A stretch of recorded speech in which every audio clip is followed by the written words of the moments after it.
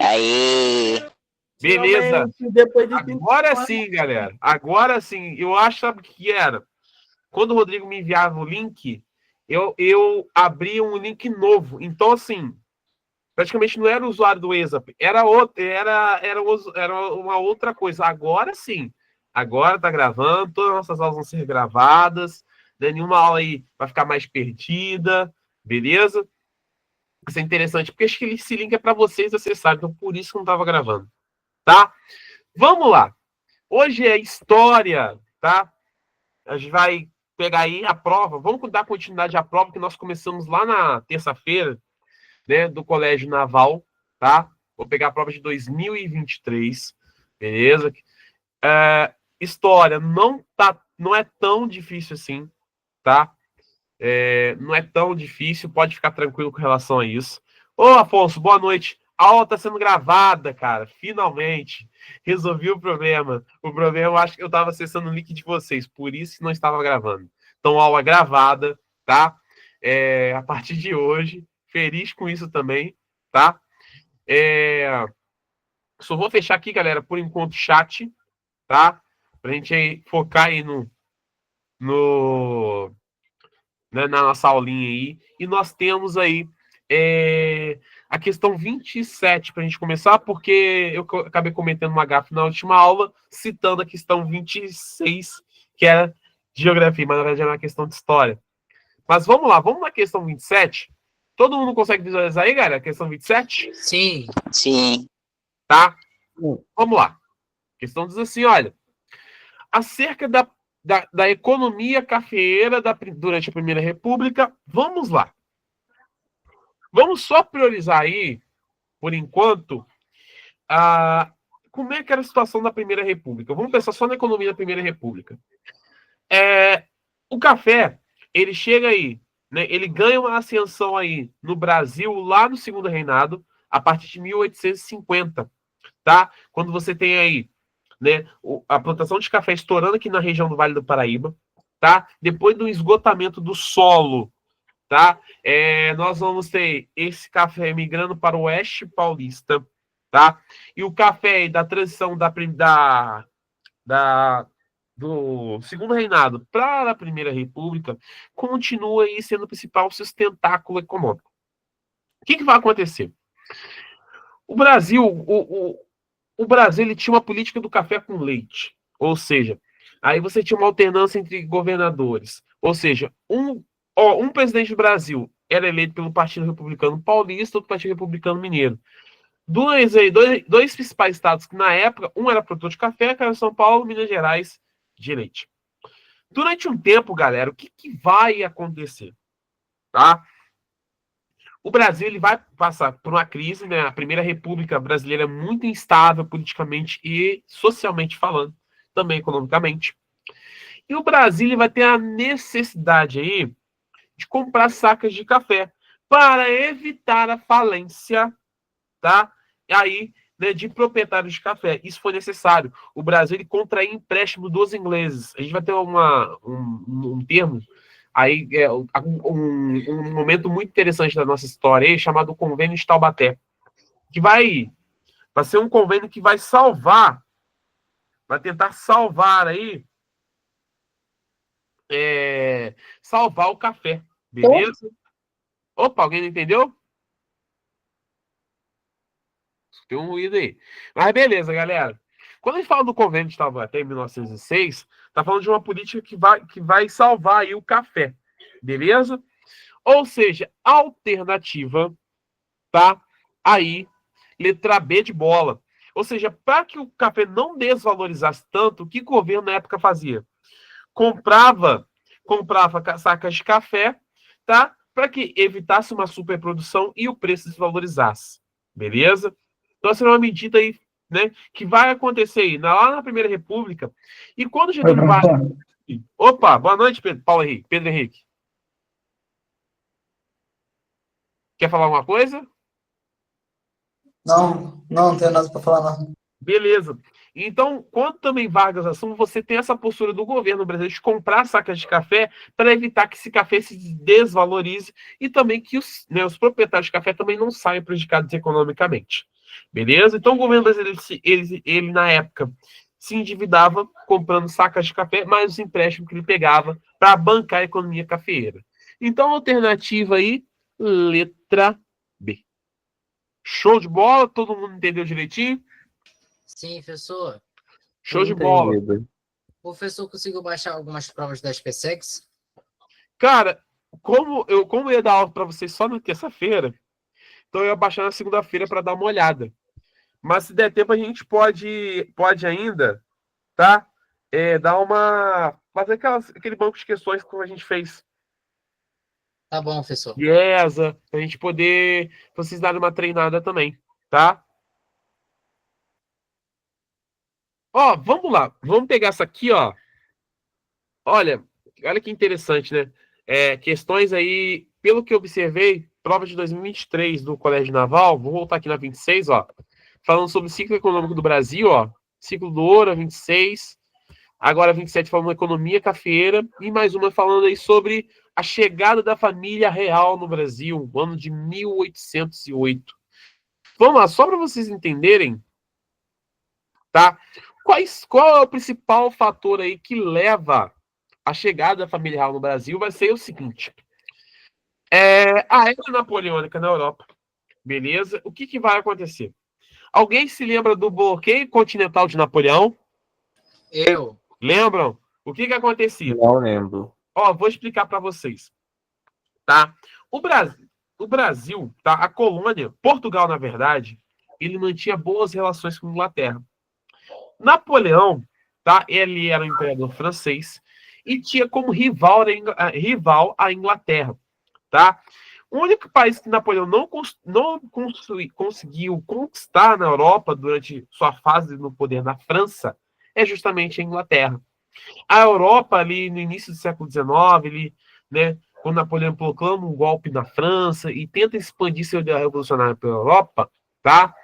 Ele, né, não consegue invadir a Inglaterra porque a Inglaterra é uma ilha. Então, o que ele faz? Para que dar um jeito de quebrar a Inglaterra, ele tenta falir economicamente. Então, em 1806, ele decreta o bloqueio continental. Nenhum país europeu poderia comercializar com a Inglaterra. Só que Portugal tinha essa boa relação com a Inglaterra, graças a um tratado chamado Tratado de Schmidt, de panos e vinhos. E era um tratado de dependência mútua de Portugal com a Inglaterra. E esse tratado, a Inglaterra saiu com a vantagem. Bom, o rei Dom João, ele fala o seguinte: olha, eu não tenho relação nenhuma, tá, com os ingleses. Só que Napoleão descobre que o rei Dom João, ele mente. Napoleão, ele já tinha tomado a Europa, ele invade a Espanha e tenta invadir Portugal. Só para vocês terem uma ideia, a família real, né, ela sai correndo de Portugal e chega no Brasil em 1808. Beleza? E o Napoleão, ele fala o seguinte, olha, tem um livro dele que fala o seguinte, olha, ele foi o único que me enganou, fazendo referência aí a Dom João VI, que foi muito inteligente, trouxe a família real para o Brasil. E há boatos que isso já era algo muito antigo planejado pela família real. Só que, quando ele chega aqui, ele faz algumas mudanças importantes. E a questão 28, ela vai mostrar pra gente, tá? E a gente vai ter que assinar a alternativa correta que vai representar isso, tá? Eu vou explicar tópicos, olha só, pra gente assinar verdadeiro ou falso. Olha só. Manteve um dos elementos principais da América com Portugal, o exclusivo metropolitano. Isto é, apenas os portugueses, tá, poderiam fazer comércio com a colônia e apenas eles tinham permissão para desembarcar em seus portos. Primeira coisa, a gente vai ter na chegada da família real o fim do pacto colonial, ou seja, aquela relação metrópole e colônia. E a gente vai ter o seguinte, um ato muito importante que vai manter um vínculo entre Portugal e Inglaterra. Dom João VI, ele faz alguns tratados com a Inglaterra, como o Tratado de Aliança e Amizade, em 1810, tá? Tratado esse aí que permitia aos ingleses uma certa liberdade sobre a colônia. E também o Tratado de 1808, seguinte, Tratado de Aliança e Amizade, que era um tratado aí que dava uma baixa porcentagem de produtos ingleses que chegavam aqui. E os navios ingleses teriam uma liberdade de desembarcar nos nossos portos. Então, a primeira alternativa aí é falsa. Beleza, ó, se a gente olha aí, por exemplo, a gente já pode eliminar duas, né? A gente pode eliminar aí a letra C e a letra E. Então, a primeira é falsa. A segunda, tá? Com relação ao comércio, foram os ingleses mais beneficiados por sua. Opa, alguém levantou a mão? Alguém quer perguntar? Pode perguntar, antes de eu ler o segundo tópico da questão. Não, acho que alguém levantou, não. Mas vamos lá, ó. Em relação ao comércio, foram os ingleses os mais beneficiados por sua dianteira industrial e sua aliança, tá? Aí, com a aliança política com os portugueses. Os manufaturados ingleses eram os principais produtos que adentravam os portos da América Lusitana. Sim, verdadeiro. Beleza? Com isso, galera, os portos, né, com a abertura dos portos das Nações Amigas, que é o Tratado de 1808, permitia que produtos ingleses entrassem aqui, com uma taxa baixa com relação aos produtos portugueses, tá? Ó, então a questão, a opção 2 é verdadeiro. Então aí, beleza. A gente tem algumas questões em aberto e nós vamos analisando. Ó, a abertura dos portos, contudo, não tinha apenas aspecto econômico. Ela abria a América para o mundo. A partir de então, a região recebeu viajantes de várias nacionalidades que contribuíam, tá? Que contribuíam para o conhecimento que se tinha sobre a América. Ou seja, galera, a gente pode analisar uma alternativa também verdadeira. Beleza? A gente vai ter outras nacionalidades embarcando aqui também. Ingleses, portugueses. Então, a colônia abria esses portos também, tá? Não só para eles, exceto para os franceses, é claro. Mas também abria para outras nações também. É tanto que, se a gente pega depois, alguns séculos posteriores, nós vamos ter aqui a missão artística francesa, que nós vamos receber alguns franceses aqui, somente quando o Dom João VI se instala no Brasil, se instala no Rio de Janeiro, trazendo uma modernização, né, e um espectro artístico para o Rio de Janeiro, a capital do Brasil na época, tá? Ó, é... A instalação da corte no Rio de Janeiro teve também como resultado investimento em estradas que ligavam as cidades e as diferentes partes da América Portuguesa. Além disso, foram transferidos para a região instâncias importantes, responsáveis pelas decisões administrativas e políticas. Também aí tá verdadeiro. Beleza? Ó, vamos lá. O que a gente tem que analisar aí, galera? Seguinte. O Rio de Janeiro ele vai ser o centro da corte, beleza? E esses caminhos também vão ser mantidos, tá? A gente tinha estradas que vão ligar ao Rio de Janeiro, que fazia parte do cotidiano, tá? Ali. Tá? E a gente vai ter a chegada aí, por exemplo, a família real ela vai ser muito sustentada pelos senhores de terra que havia na nossa região. A gente vai ter aí, né, desde aí da época, né, antes da chegada da família real no Brasil, você tinha a época de desbravamento do sertão, e inclusive algumas regiões do Rio de Janeiro. Beleza? Então aí é verdadeiro, tá? A última aí, olha, apesar da sede da capital do Império, a América Portuguesa permanecia na prática colônia. Nem mesmo a mudança de Reino Unido, de Estatuto do Brasil, ao ser transformado em Reino Unido de H, fez que adquirisse oficialmente a mesma condição política em Portugal. Na verdade, essa última aí é falsa, tá? A gente vai ter o seguinte, o Brasil, quando você tem a elevação de Reino Unido e Algarves, isso acontece em 1815, tá? Ou seja, quando ali, você tem o fim da Era Napoleônica e você tem ali o Congresso de Viena que vai redefinir o mapa político da Europa, tá? E como a família real não estava em Portugal, estava aqui, então ela decide elevar ali, equiparar Brasil e Portugal. Ou seja, você não tinha mais colônia e metrópole. O, o Brasil era um reino agregado a Portugal. Então aí, essa alternativa aí é falsa, opção letra A. Beleza? Que seria a resposta correta. Beleza, galera? Tranquilo até aqui? Tudo bom. Tranquilos? Vamos lá. Outra questão. Se só tiver dúvida, pode perguntar, tá, gente?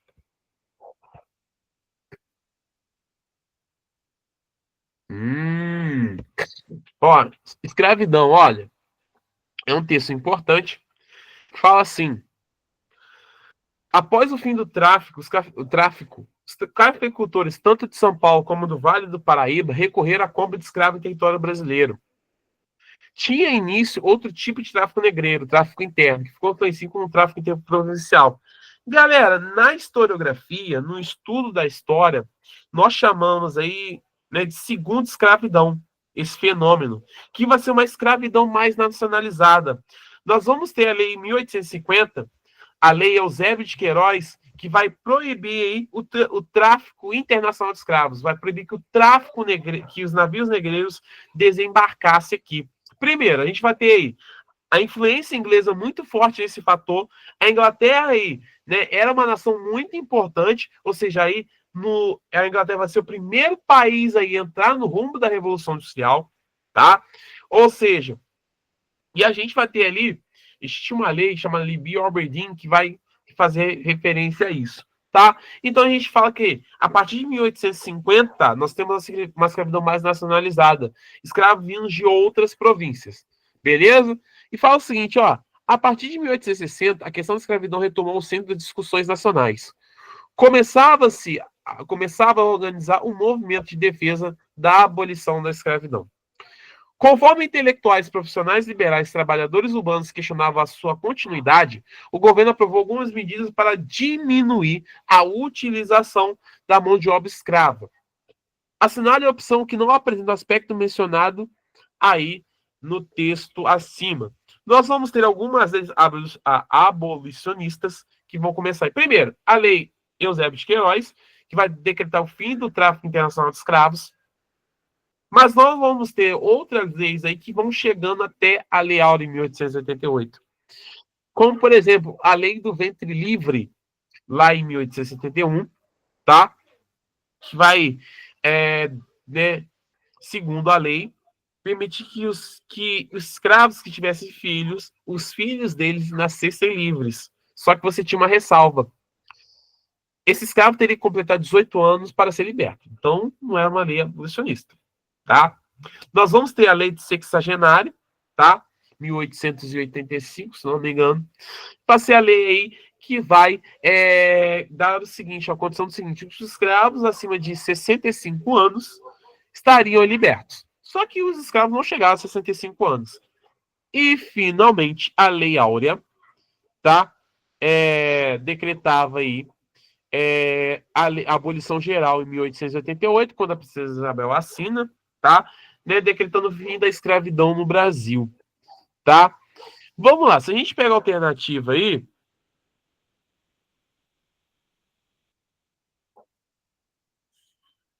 a alternativa que bate aí seria a letra C? Vamos lá, ó, vamos analisar essa letra C. Seguinte, ó, a abolição da escravatura foi importante porque trouxe igualdade perante a lei para todos os brasileiros. Exatamente, Afonso, perfeito. Tá, a gente vai ter um problema aí com relação à questão da escravidão, tá? Porque é o seguinte, a escravidão, tá? Com o fim da escravidão, o que, que vai acontecer? Muitos escravos vão ser soltos na sociedade. Você não teve um preparo para a inserção desses escravos. E o que, que acontece? Esses escravos aí vão para onde? Eles ainda, muitos escravos não sabiam ler, não sabiam escrever, então eles fugiam e formavam os morros. Por exemplo, hoje o processo de favelização no Rio de Janeiro, ele é fenômeno desse processo, tá? E vai se aperfeiçoar mais ainda no século XX com a derrubada dos cortiços, principalmente no Rio de Janeiro, tá? E a população escrava, ela tinha uma dificuldade de inserção, tá? Porque ela não vai ter a mesma oportunidade que os homens brancos teriam. Beleza? Então, a opção letra C. Na verdade, não trouxe uma igualdade, teve uma disparidade, tá? Apesar de serem libertos, tá? Nós vamos ter um problema aí. Como é que você vai inserir esses escravos na sociedade? Se fosse igualdade, alguns escravos teriam acesso aos mesmos direitos que os homens da época tinham, tá? Então aí a opção C está correta, beleza? A letra D, eu gostaria de comentar aí também, tá? A letra E, que vai ter um ponto muito interessante. A gente vai ter a chegada dos imigrantes aqui no Brasil, que vão substituir progressivamente, tá, a mão de obra escrava. Beleza? Isso aí vai ser uma substituição progressiva. Por quê? A gente vai ter um sistema de parceria e colonato estabelecido com cafeicultores paulistas, tá? Isso vai ser uma prática muito recorrente, beleza?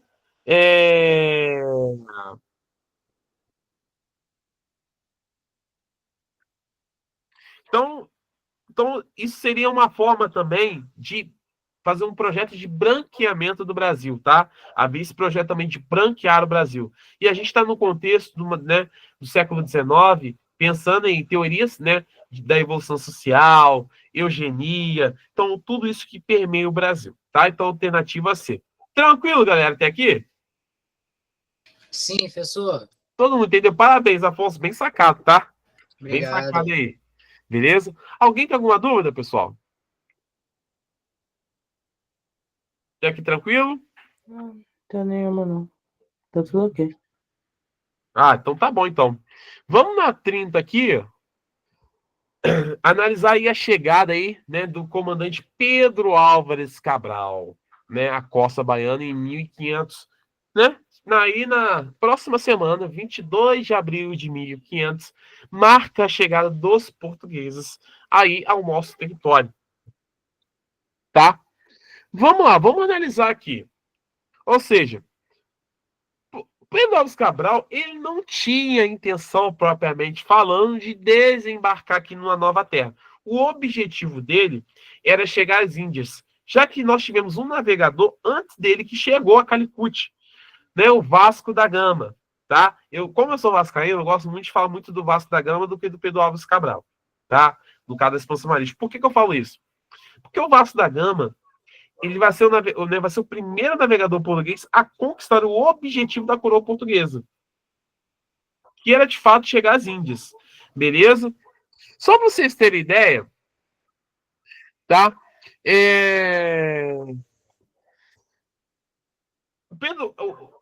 Quando Pedro Alves chega aqui, você tem aí, né?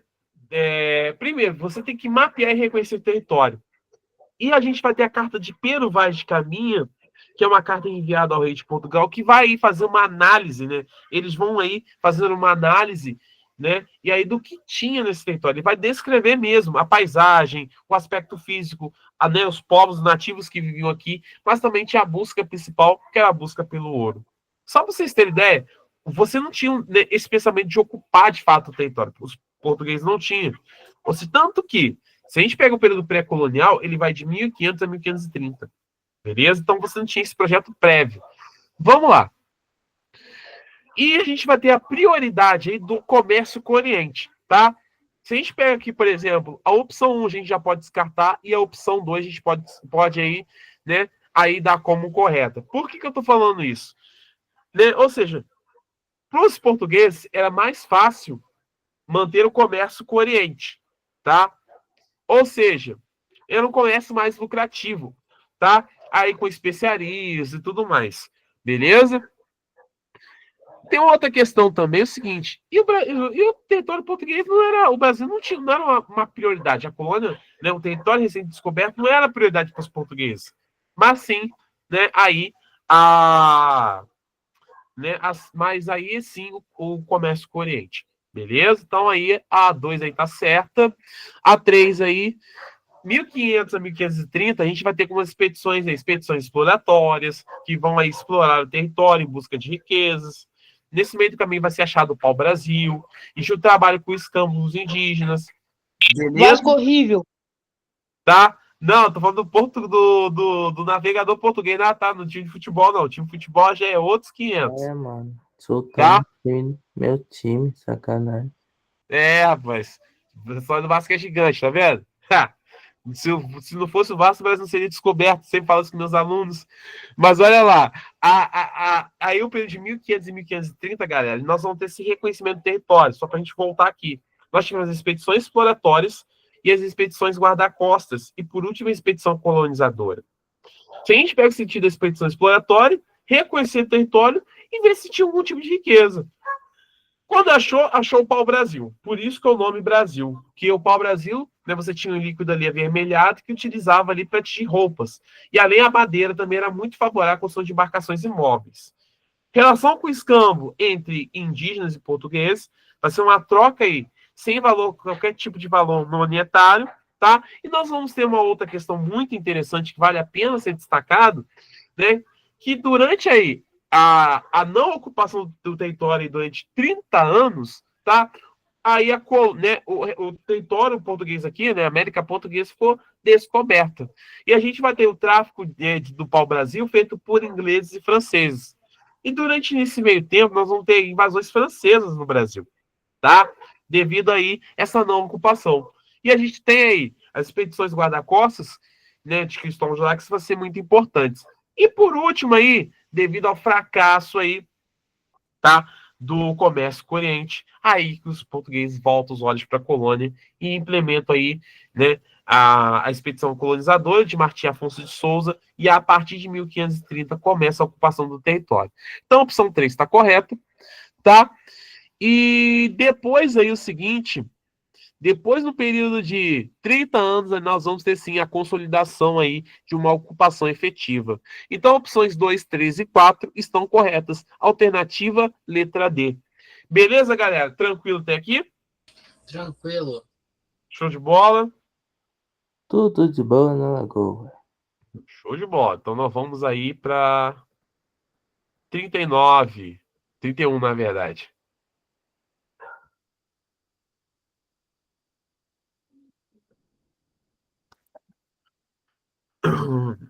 Ai, ai, haja voz. Mas vamos lá. Questão 31, Getúlio Vargas, tá? Vamos fazer uma breve revisão aí, tá? Nós vamos chegar a Getúlio Vargas, sim, nas nossas aulas normais. Nós vamos falar muito sobre ele ainda. Mas Getúlio Vargas, ele governa o Brasil aí, primeiro, durante 15 anos seguidos, e depois volta aí, brevemente, até o seu suicídio. Se a gente pega as fases do governo dele, é interessante. Primeiro, vai ser o governo aí provisório, né, de 30 a 34. Por que governo provisório? Até que uma Constituição ficasse pronta, o Vargas assume aí, após aí, as eleições de 30, né, para a presidência de 30, ele não ganha, tá? Vai ser aí o Júlio Prestes, ou seja, e a gente vai ter uma rivalidade muito forte na política da Primeira República, que vai fazer com que o vice dele morra, e aos poucos aí, junto com uma elite que, insatisfeito com a Primeira República, coloca Getúlio Vargas no poder. E a gente vai ter um principal ponto aí desse período constitucional aí, perdão, do governo provisório de Vargas, de 30 a 34, que vai ser a Revolução Constitucionalista de 32 em São Paulo, que vai ser uma guerra civil entre paulistas, tá? E aí o Brasil inteiro com a derrota de São Paulo. O governo de 34 a 37 vai ser o governo constitucional, quando a Constituição é pronta e Vargas é eleito indiretamente à presidência do Brasil, tá?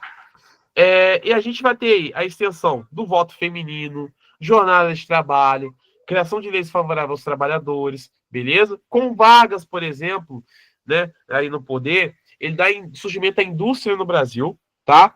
E a gente vai ter o Estado Novo aí, tá?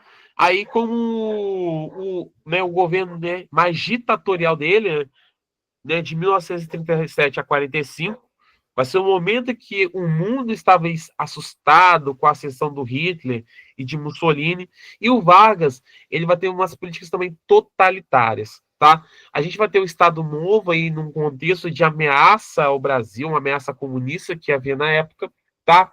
E ele vai aí o seguinte, vai levar plenos poderes do executivo, tá? E o seguinte, o que ele vai valorizar? Aspectos nacionais, né? A gente vai ter o canto orfeônico, que é o canto do hino nacional das escolas. A gente vai ter aí criações de órgãos que enalteçam Vargas e o governo, e um desses órgãos aí é o DIP, tá? O departamento aí, o de imprensa e propaganda, beleza?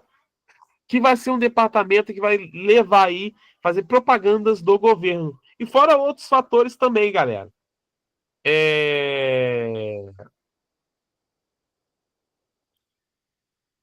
Fora também a criação do Departamento Administrativo de Serviço Público, era o DASP, tá? E também um fato muito interessante, né? Com isso, Vargas centraliza o seu poder e nós vamos ter a criação da CSN, que vai surgir do acordo entre o Brasil e os Estados Unidos num contexto de Segunda Guerra Mundial. Só para vocês terem ideia, devido a esse acordo com a CSN, os Estados Unidos aí, né, se aliam ao Brasil, o Brasil entra na Segunda Guerra Mundial. Então, a alternativa aí, tá? Letra C. Vargas, você tem uma centralização política com o fortalecimento do poder do presidente nas mãos do presidente. Você tem a criação aí esse departamento administrativo de serviço público, mais a criação da Companhia Siderúrgica Nacional, que é a CCN, que hoje é em Volta Redonda. Tranquilo até aqui, galera? Sim. Show de bola? Alguém tem alguma dúvida? Acho que eu não entendi direito. Pode explicar de novo? Show de bola, César. Vou explicar de novo. Tá? O que você tem que pensar? Não é César, não. Opa, quem falou aí que não entendeu? Fala pra mim, identifica o nome aí. Pode me chamar de Bernardo. Tá bom, vou explicar pra você, só pra você entender as fases do governo Vargas, tá? Deixa eu ver. Vamos lá.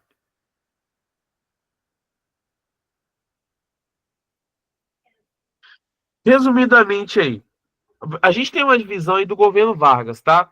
O governo Vargas ele vai de 1930 até 1945. Vai ser o primeiro momento que ele assume o poder no Brasil, e depois de 51 a 54 até o seu suicídio. E a questão traz aí, durante o Estado Novo, tá? Especificamente aí, o último governo Vargas aí, que vai ser o período de 37 a 45, tá? No contexto aí de uma Europa prestes aí a uma guerra mundial e a ascensão aí de Hitler e Stalin na Europa, né, os chamados regimes totalitários, tá?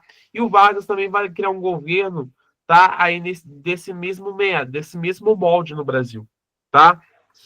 O que vai caracterizar esse Estado Novo conforme a questão 31 aí? Primeiro, você tem um período ditatorial no Brasil, Vargas vai ser um ditador mesmo, tá? Vargas, ele fecha o Congresso, tá? E já vou te responder, tá? E a gente vai ter uma diminuição do poder aí legislativo e judiciário. Então, Vargas vai canalizar o poder em suas mãos, beleza? Ele vai criar instrumentos para enaltecer aí a política e fazer propaganda do governo brasileiro, como Departamento de Imprensa e Propaganda. Vai criar aí a Hora do Brasil, informando os feitos do governo. Vai criar algumas empresas, né, estatais. Vai censurar a imprensa, tá? E a gente vai ter a proibição aí, tá? De greves e manifestações. Só para vocês entenderem, nós vamos ter aí a criação da CLT em 1943. Beleza? Deu para entender agora? Sim. E quando ele centraliza o poder, ou seja, o poder vai estar nas suas mãos, tá? O executivo forte, e ele vai criar alguns órgãos aí, instrumentos que vão aí legitimar, por exemplo, a classe trabalhadora, tá? Que vai ser aí um ponto da política de Vargas, tá? Por isso que a alternativa C. A gente vai ter esse tratamento, o DASP, que é um Departamento de Serviços Públicos, que vai ser um órgão estatal criado por Vargas, beleza? E mais também a criação aí da CSN. A criação da CSN vai ser um marco importante no governo Vargas, por quê? Por que eu falo isso com vocês?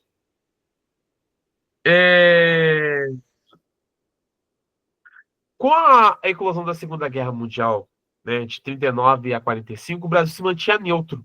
E o Vargas era simpatizante à Alemanha nazista e à Itália fascista, pelo estilo de governo. Tá? Ou seja, quando o Brasil aí, devido a uma pressão americana aí, o Vargas ele decide aí, por exemplo, né, ele decide entrar na guerra. Mas através desse contexto aí, a gente tem uma chamada política de boa vizinhança entre o Brasil e os Estados Unidos, por estarem no mesmo continente. E também você teria alguns acordos bilaterais. E com isso, foi facilitada a criação da CSN, beleza? Fala, César. Fala, Pedro. Vai falar, filhão? Tio, eu não tô prestando muita atenção na aula porque hoje é aniversário do meu pai e eu tô aqui. A minha internet tá falhando um pouco. Ah, beleza, mas vai escutando aí. Se tiver alguma dúvida, você pergunta. Mas fala aí, Pedro. Tá bom. Ah, falando dessa matéria interessante de história, que eu gosto, né? Eu tive no nono ano, ele Sim. caiu muito dessa matéria do Brasil, falando um pouco sobre o Getúlio Vargas. Cara, Sei que, pode falar, pode falar. sei que infelizmente não caiu na prova, né? No nono ano. Fiquei até triste, Entendi. mas mesmo assim eu tirei 10 no teste. Caramba! Cara, é muito interessante, cara. É... Cara, mas vira e mexe, né? As bancas, apesar de eles cobrarem todo.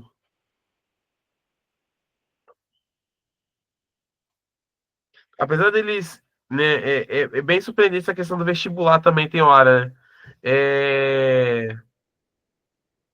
E eles pegam a gente de surpresa. Mas nem tudo que a gente estuda muitas vezes cai, tá? Mas o tema. Mas vira e mexe, por exemplo, tem aparecido aí Getúlio Vargas, tá? É um tema bastante interessante, tá? Pensando na história do Brasil. Se a gente pega, por exemplo, a Segunda Guerra Mundial, a participação do Brasil na Segunda Guerra Mundial, e a gente pegar o papel no primeiro momento do governo Vargas, e depois por que ele entra, e tem uma questão que a gente nunca, que poucos falam, que, por exemplo, o Vargas ele não muda muito de ideia, porque o Vargas ele é muito simpatizante aos países do eixo, né? Os países aí como Itália fascista, Alemanha nazista e o Japão.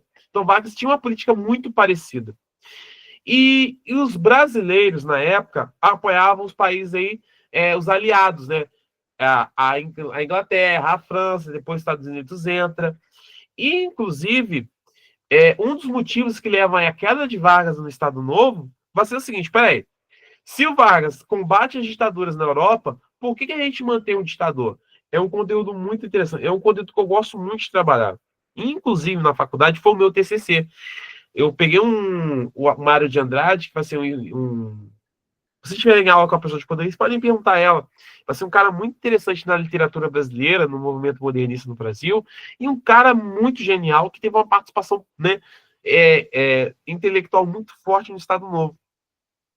E o que vai acontecer? Ele fala, por exemplo, sobre aí o seguinte, essa questão da política, sabe, é uma coisa muito legal. E é um tema muito vasto, galera.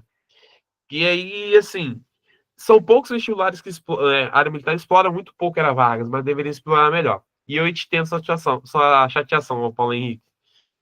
Tranquilo até aqui, galera? Alguém tem alguma dúvida? Pode falar, ô Pedro. Não, desculpa, eu levantei sem querer. Ah, não, beleza. Vamos lá. Vamos ver se tem mais uma questão aqui. A gente abre outra prova anterior aqui.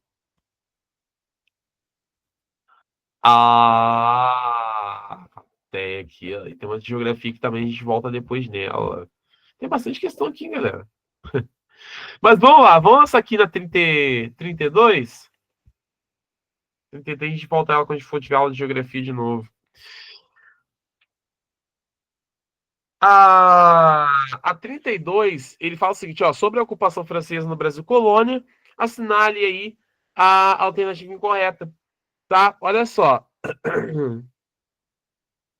Vamos lá, a gente vai ter duas invasões francesas aí. A invasão aí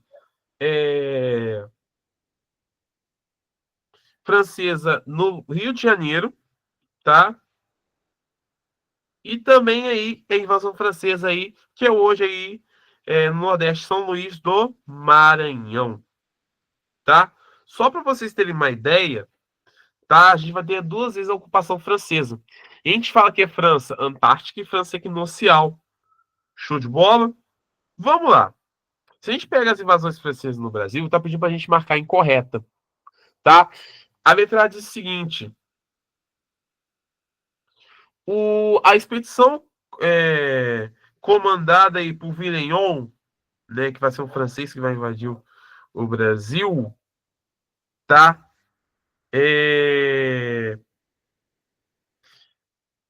Só um minuto, galera, está meio lento. Ó.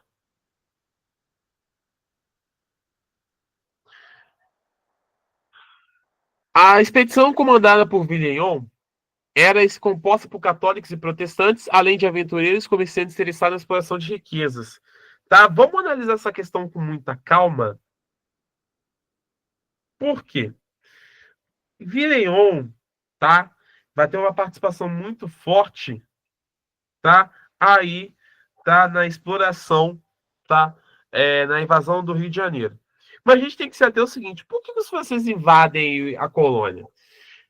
A gente vai ter um grande problema no contexto aí da divisão de terras aí, através do Tratado de Tordesilhas, tá? E aí teve o rei francês que ficou aí, que vai ironizar essa questão, tá? E saber que o mundo era dividido aí entre portugueses e espanhóis. Era por isso que você tinha aí invasões francesas, tá? E esse camarada aí, Nicolas, tá? O nome dele é Nicolas de Villagagnon, tá? Ele desembarca aí na Baía de Guanabara, que vai ser a invasão francesa no Rio de Janeiro, tá? E outra coisa, tem um ponto muito interessante, que quando eles invadem aí, eles vão ter o apoio dos índios tamoios, tá? Alguns índios aí vão aí invadir aí, tá? Vão aí auxiliar aí os franceses na invasão, tá? Tem uma outra característica muito interessante, que você vai ter durante a ocupação francesa do território, que a gente vai ter uma mistura muito forte entre os calvinistas franceses, tá? E os huguenotes católicos, de certa forma muito amistosa, tá? Mas o ponto em comum era você aí, tá? Ocupar o território, explorar aí as riquezas que haviam, tá? Mas eles estavam interessados, tá? Só que você vai ter um problema. Fala, o Paulo Henrique. Pedro Henrique, perdão. Tá de boa. Você tá falando, não sei que entendi, né? Da França invadindo o Brasil, né? E as Guianas? E a Guiana francesa? A Guiana faz você o território francês, tá? A gente vai ter por conta a invasão francesa no Rio de Janeiro, tá? Porque essa questão vai se referir à história do Brasil. Show? Sim. Tá, a ocupação da França das Guianas vai ser depois, tá? Vamos lá, só para vocês entenderem. Nós vamos ter um problema que é o seguinte.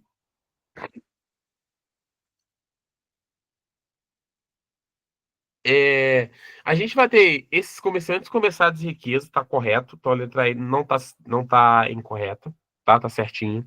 A B.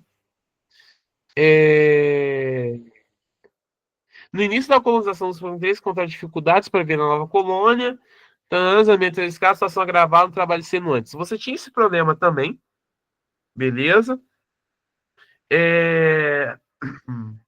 Com os franceses. Eu vou falar a alternativa logo de cara, tá? Que vai ser a alternativa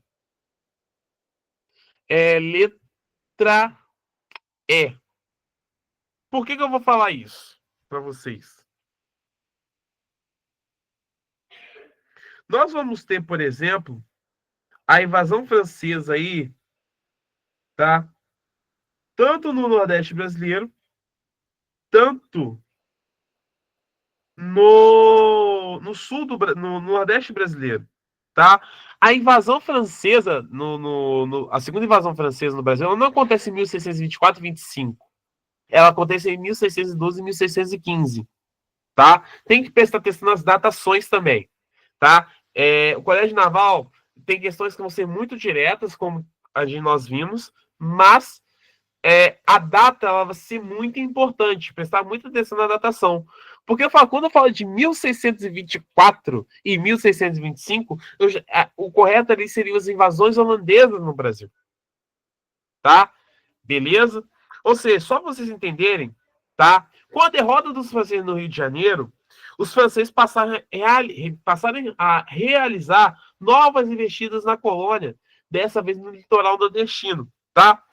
Eles aí, entre 1612 e 1615, tentaram realizar a construção de uma nova colônia, a chamada França Equinocial, tá? Ou seja, essa expedição aí ela vai terminar com a construção do Forte São Luís, tá? Comandado por outro francês, Daniel de Latouche, tá? Que vai aí dar o nome da cidade de São Luís a homenagem ao rei Luís IX da França, tá? Só que é o seguinte, a segunda invasão francesa vai estar no momento que Portugal é governado pela Espanha, que é o período da União Ibérica, que vai levar a uma ação conjunta entre portugueses e espanhóis que vão expulsar os franceses da colônia. Beleza? Então, por isso que a alternativa aí tá a letra E. Beleza? Deu para entender aí, galera? Tranquilo? Sim. Sim? Tranquilos? Tá? Tem que prestar muita atenção na data e na sucessão dos eventos. A letra ela tem uma pegadinha muito forte, tá? Essa questão se remeteria aí, por exemplo, às invasões holandesas no Brasil, tá? A gente vai ter uma primeira invasão na Bahia, se a gente recordar as invasões holandesas, na Bahia muito fracassada, depois, com a ajuda dos senhores de engenho, a invasão a Pernambuco, né? A gente tem um caso famoso aí do Domingos Fernandes Calabar. Esse é um caso muito emblemático na história do nosso país aí. Tranquilo até aqui, galera? Sim. Show de bola? Show de bola. Vamos lá. Deixa eu ver se eu acho outra questão aqui pra gente comentar um pouquinho.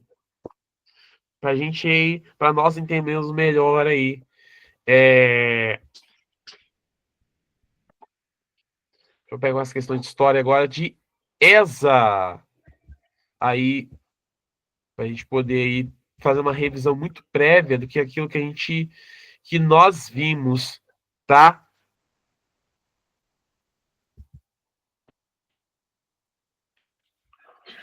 Deixa eu ver. Vamos lá. Brasil, Brasil, Brasil, Brasil, Brasil. Tem que falar com vocês algumas questões também. Vamos lá. Deixa eu ver, deixa eu ver, deixa eu ver. Vamos voltar no início.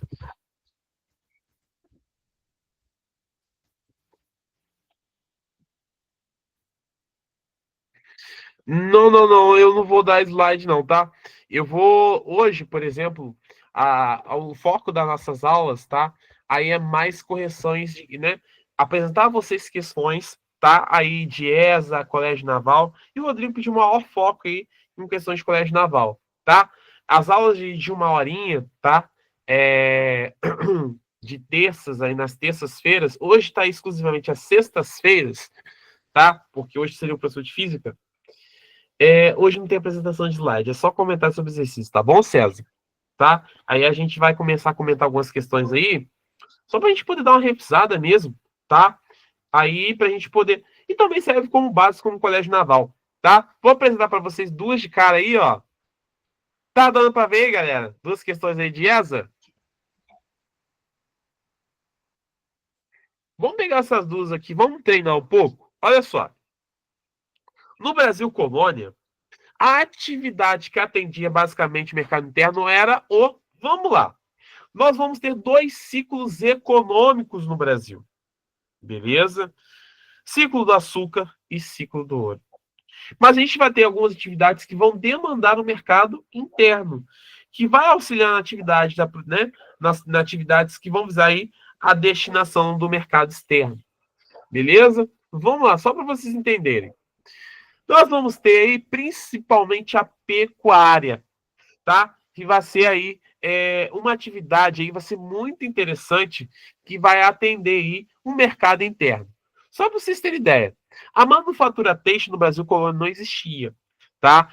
Com o ciclo do ouro, por exemplo, a rainha Maria I de Portugal ela proíbe. Então a letra E a gente pode riscar. Produção de tabaco. Tinha produção de tabaco sim, mas atendia o mercado externo. Tráfico negreiro, nós recebíamos escravos, né? A nossa economia, tá, dependia do tráfico negreiro, que era a principal mão de obra utilizada aí no Brasil. O cacau não era um produto destinado aí, tá, ao mercado interno, mas o mercado externo depois de um tempo. E a gente vai ter a atividade da pecuária aí, que vai atender os ciclos econômicos no Brasil. Beleza? Tranquilo até aqui, galera? Tá? Lembrando que isso é só uma revisão mesmo para a gente poder aí, pensando aí em colégio naval, pensando em ESA futuramente. Questão 2, capitanias hereditárias. Dentre as 15 capitanias hereditárias fundadas no Brasil a partir de 1530, somente 2 progrediram. O que vai ser as capitanias hereditárias? Só para a gente relembrar um pouco, as capitanias hereditárias vão ser 15 lotes de terra que vão ser divididos pelo rei de Portugal com o intuito de ocupar o território. A gente vai ter aí quem recebia os lotes chamados capitães donatários, que poderiam ser nobres aí portugueses que estavam aí vinculados aí à coroa. Tá? Outro ponto interessante, que os donatários, tá, eles recebiam aí os lotes de terra, tá? E eles tinham direitos e deveres.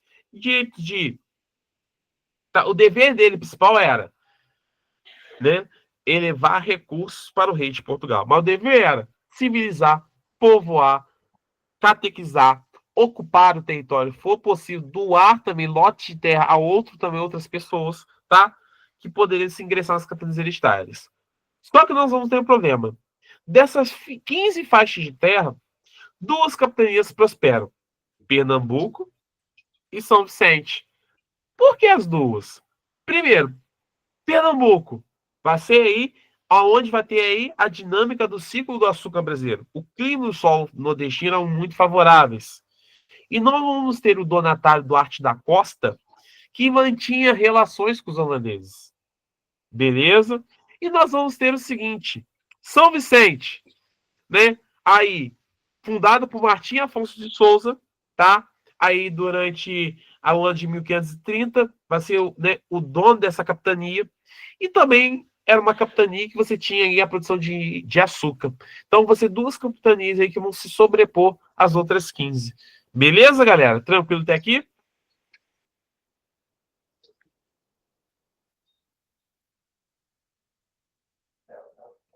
Sim, Vamos ver se professor. a gente acha uma aqui.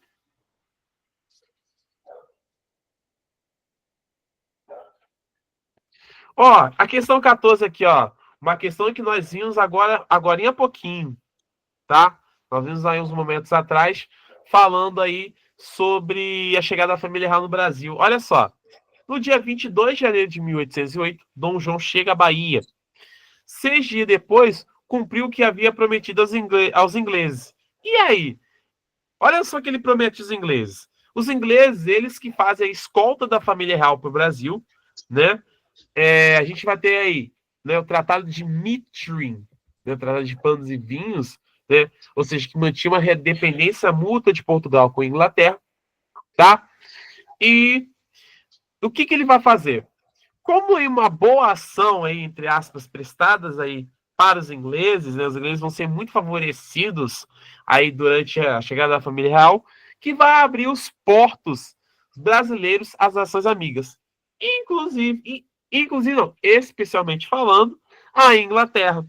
Ou seja, com a abertura dos portos aí às nações amigas, nós temos o fim do pacto colonial. Agora, a colônia não era obrigada mais a comercializar somente com a metrópole de Portugal, mas agora poderia ter relações amistosas comerciais com outros países, Inglaterra, tá? E entre outros países que depois aí vão comercializar com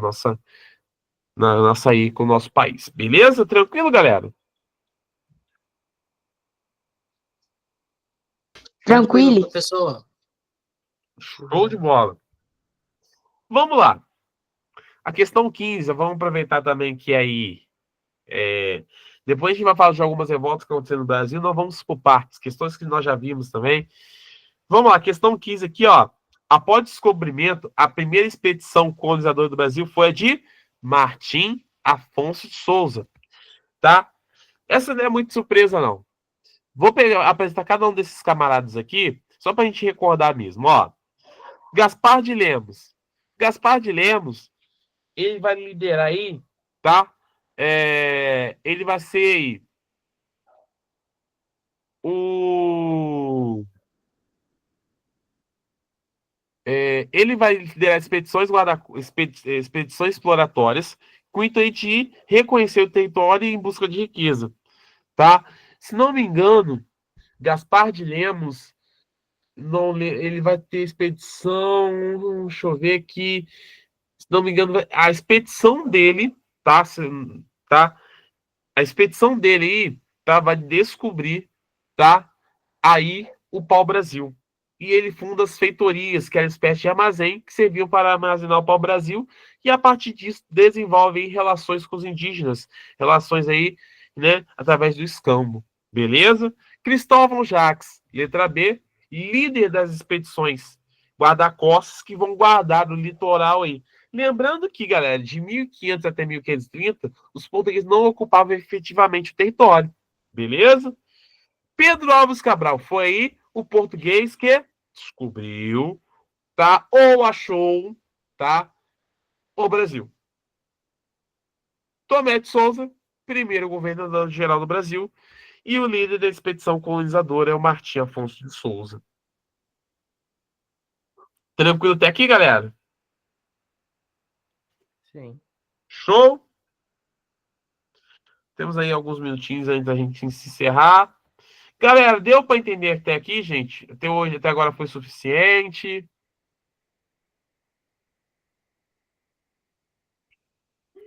Foi bem boa a aula. Show de bola?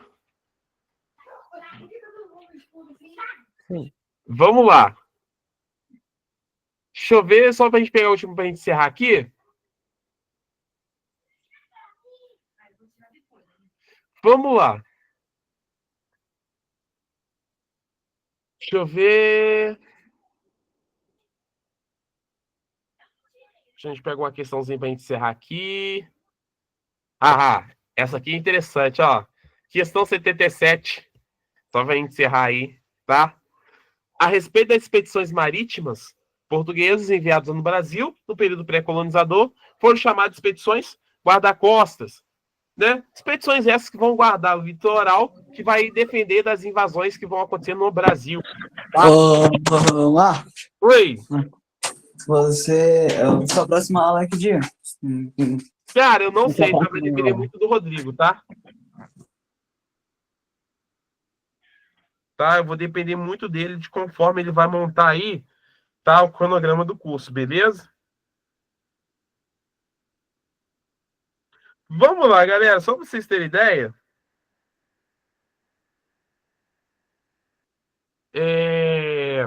A gente vai ter expedições guarda-costas que vão guardar o litoral aí contra as invasões estrangeiras. Tá? A gente tem que entender esse contexto também. Das invasões francesas no Brasil. Tá? Bom, e a gente vai marcar a alternativa aí, né, que vai corresponder aí ao líder das expedições guarda-costas. Esse camarada é o Cristóvão Jacques, letra C. Beleza? Gonçalo Coelho, se não me engano, aí, ele vai ser o primeiro expeditor. Vai ser relacionado a expedições guarda-costas, tá? Expedições guarda-costas, expedições exploratórias, tá? A gente vai ter aí Martim Afonso de Souza, expedição colonizadora. Tomé de Souza, primeiro governador geral, tá? Deu para entender, galera? Tranquilo? Sim. Show de bola. Então, galera, só para a gente atualizar o número aqui, só para vocês entenderem, tá? Só para apresentar uma coisa mais específica, a primeira expedição aí, o primeiro expeditor geral no Brasil foi o Gaspar de Lemos, tá? Perdoa aí, só corrigindo, tá? Primeiro vai ser o Gaspar de Lemos, depois aí vai ser o Gonçalo Coelho, tá? Eu acho que eu falei certinho na outra questão aí, tá? Beleza, galera? Alguém tem alguma dúvida? Não, Inclusive, professor. eu vou contar uma curiosidade antes de a gente encerrar. O Gonçalo Coelho, a expedição de Gonçalo Coelho, vai ser financiada por Fernão de Noronha, tá? Ele, o navegador aí, ele vai ter uma participação muito importante aí para confirmar a descoberta de todo esse continente. Que vai ser o navegador italiano aí, Américo Vespúcio, que vai confirmar aí finalmente a existência aí, né, de enorme continente aí, coisa que né, um certo navegador genovês, Cristóvão Colombo, né, vai achar que tinha chegado uma pequena porção de terra. Beleza, galerinha? Olha, por hoje é só, tá? Um bom abraço para vocês. Bom final de semana. Essa aula vai estar gravada, finalmente. Muito obrigado, galera. Um forte abraço para vocês. Um abraço. Valeu, professor. Valeu, Olha, gente. Um abraço. professor, até a próxima aula. Até a próxima aula, galera. Ó, aproveita o feriadão, hein?